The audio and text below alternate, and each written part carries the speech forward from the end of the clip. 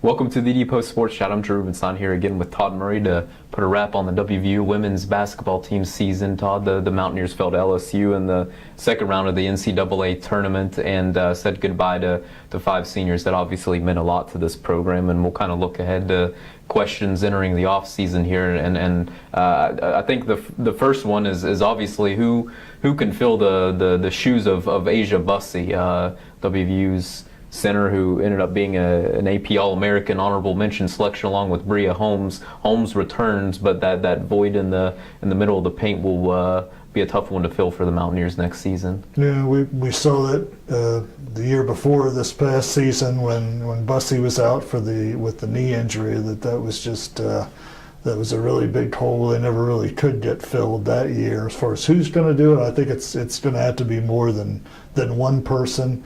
They're going to need more from Avery Fields at the number 4 power forward. Crystal Leary, who has come off the bench, this year playing around the basket, is going to have a much bigger role next year. They'll need the rebounding. They'll need some scoring from her as well. And I think Mike Carey has a couple of recruits, coming in that are going to get a look inside. But it truly is going to have to be a team effort, because what Asia brought you at 6'4", with her ability to score, get fouled, crash the boards, that's just really tough for one person to replace. Yeah, absolutely. She was one of the best centers probably in WVU history. The good news for West Virginia is the Mountaineers will return Bria Holmes, who appears to have as much potential as just about any player in at least modern history of WVU women's basketball. She was an All-American this past season, obviously blossomed into the type of player that Mike Carey hoped that she would be coming out of high school, but still she's going to kind of go from being one of the two main focal points that opposing teams focused on with Asia and Bria to the player that every team is going to be focused on stopping. What areas can Bria improve on? Where does she need to improve? And how do you think she'll handle that pressure with the target on her back? I think consistency is going to be a big thing for her. She got into a thing this year where she would have 2 or 3 high-scoring games and she'd hit 6 points in a game and not shoot the ball well. On a positive note, it always seemed like she would bounce back, after a tough game. But with next year's team, they need her to be consistent from the start of the season to the end. And a bunch of poor shooting games could really hurt that team next year. Of course, with Asia, she benefited with defensive teams sagging in on her and didn't want to leave Crystal Caldwell or Taylor Palmer, and with those girls gone, it's going to be a little bit different next year. You're right. I think defenses are going to be really, really focused in on her. It'll be interesting to see how she handles that. Obviously, Mike Carey needs her to handle that well, but I think she's the type of player that they say she has a great work ethic, and she'll be in the gym all summer and working on her shooting, and I'd be shocked if she's not even a better player next year. And you can correct me if I'm wrong here, but I think one of her strengths that should help her as she matures is her versatility.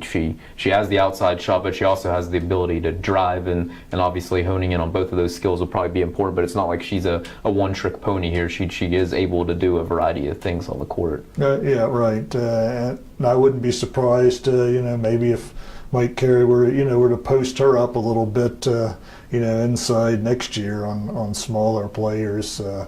He's going to want to get the ball, into her hands most of the time, and I think she's shown she's capable of scoring in a number of different ways.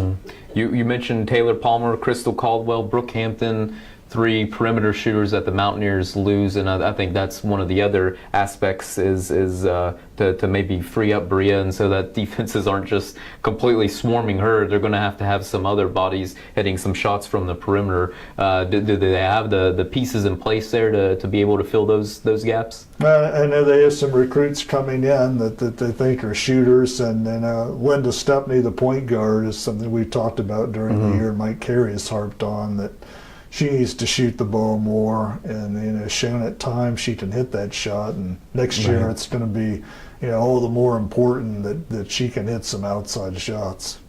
And last one for you. I think everybody, at least on the outside, assumes it's going to be a step backward for the program next season after losing these 5 seniors after the Big 12 championship run and number 2 seed in the NCAA tournament. But just as we're talking, they do return Avery Fields, they do return Linda Stepney, Bria Holmes. There are some pieces in place. Does this team still have the makeup to get back to the NCAA tournament? Or I know this is a long ways off, right.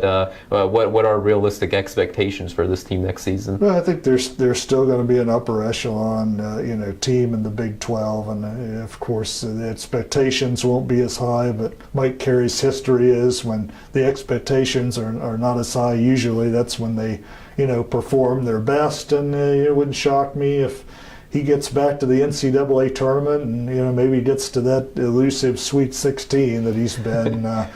Searching for here. That's just kind of been, the history of his teams, and wouldn't shock me at all if that were to happen. That would be interesting. Todd, appreciate your time once again, like all season long, and please continue to check TheDPost.com for the latest on the Mountaineers. Thanks for watching.